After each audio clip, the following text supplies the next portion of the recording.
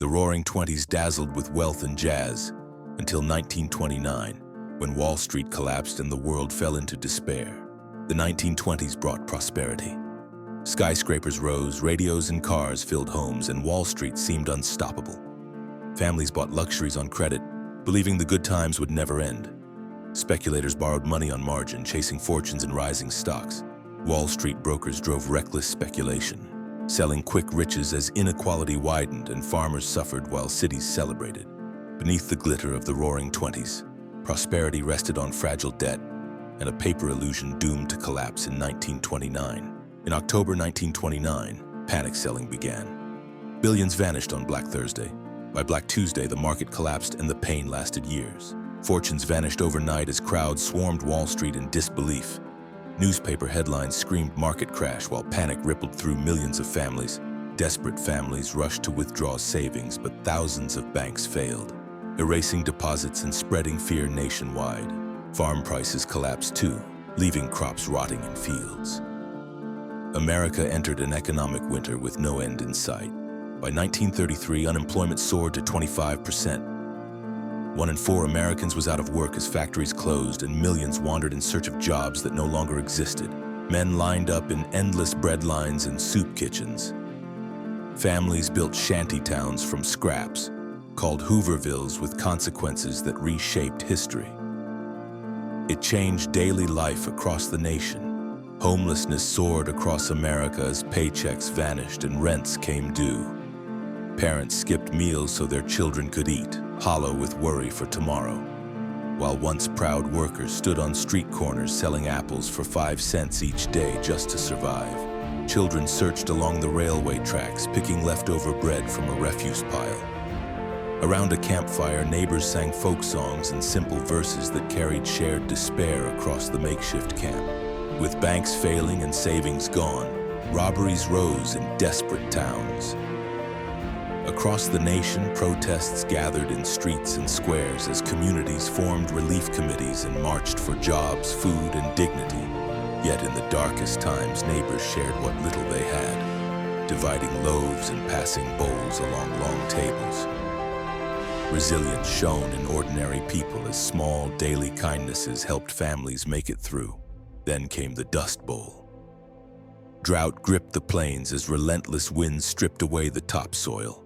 Crops failed, wells ran low, and working farms across the heartland hardened into dust.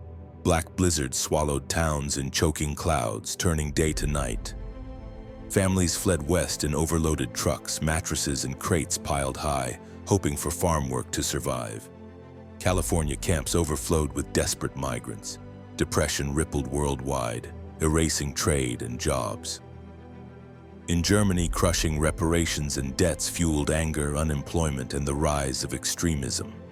In Britain, mills and shipyards shut, gates chained, and notices posted as workers waited outside beneath cold, idle smokestacks. In Australia, protests erupted as unemployed crowds filled town halls under tightening police lines. Exports collapsed across Latin America, unsold coffee sacks stacked high as farmers waited with empty baskets. Drought and withered maize left rural families without harvest, while at the Highland market, farmers counted their few remaining coins. Japan's economy faltered, and factory floors went still as workers stood by idle equipment. In response, military academies expanded, and cadets drilled in formation under watchful officers on parade grounds. Government moved the nation toward militarism. State contracts revived shipyards. Warship hulls rose on scaffolds as officers inspected and workers returned. Harbors fell silent as ships sat at anchor and cranes stood still, exports waiting on docks. At customs counters, clerks stamped export papers as shipments stalled and warehouses filled with unsent crates. Clerks in newsrooms removed strings that marked routes, showing trade pulled back across the Atlantic and Pacific.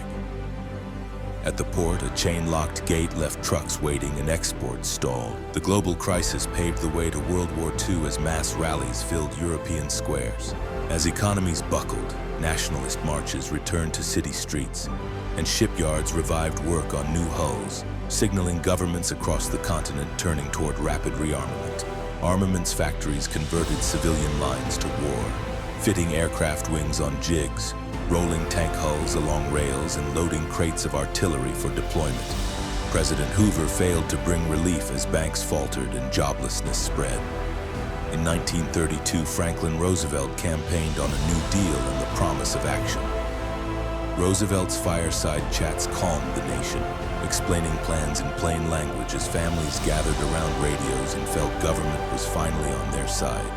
Soon after his pledge, Roosevelt's New Deal went to work across a weary nation. The Civilian Conservation Corps put young men to work in the forests, planting millions of trees. At the same time, the Works Progress Administration turned shovels to the nation's arteries, carving roads, laying pavement that stitched towns together, raising arched bridges, and laying school foundations where children could dream beyond the Depression. Across the South, the Tennessee Valley Authority harnessed rivers as power lines crossed valleys and farmhouses lit at last, while Social Security arrived, bringing support, dignity, and safety in old age. Banking reforms protected savings and steadied everyday life across towns. Critics argued the New Deal went too far, yet it reshaped government's role in American life, and Roosevelt gave the nation confidence again to move forward together. Recovery was painfully slow. Unemployment still weighed on daily life. Yet in movie palaces, Hollywood musicals let people breathe again. By evening, windows glowed as cheerful radio shows drifted through. Inside, families shared small laughter that softened weary days. Baseball stadiums brought the country together. Yet by the late 1930s, recovery still felt fragile. With World War II, true recovery began as uncertainty hardened into resolve. Smokestacks rose and factories found their thunder. Steel sparked and tanks took shape. Assembly lines pushed out armor hour after hour. On other lines, artillery rolled from benches and rigs, shells and breech blocks locking into place to feed a vast war machine. Across parade grounds, recruits marched toward the trains, and in the shipyards, a wartime economy swarmed with workers putting millions of Americans back to work. American recruits lined up to serve. Meanwhile, women entered the factories, riveting and welding to keep production moving, and Rosie the Riveter became their emblem of strength and resolve. World War II transformed the American economy. Wartime mobilization surged, pulling idle plants back to life, and output soared as the Depression finally receded by the early 1940s. The Great Depression scarred generations forever, shaping memories of hunger and hardship. Bread lines and thin cupboards, quiet factory gates and dim kitchens, leaving a lasting lesson that unchecked greed and reckless speculation can topple prosperity and leave lives in ruins. Its lessons echo in every financial crisis since, a stark reminder that prosperity is fragile, never guaranteed, so guard it with vigilance and responsibility before boom turns to bust. The story of the Great Depression remains etched in history and in memory. From the financial heart came a warning that dazzling booms can tempt and blind, and without vigilance and restraint, those steep climbs become devastating busts again and again. From roaring boom to desperate bust, the Depression reshaped the modern world. It redefined government, economics, and the resilience of ordinary people. Its memory endures, both tragedy and lesson written in history's pages. It reminds every generation of the fragility of wealth and of the strength found in survival. The warning of the Great Depression still echoes today, urging us to remember that behind prosperity lies risk, and history can repeat itself if we forget.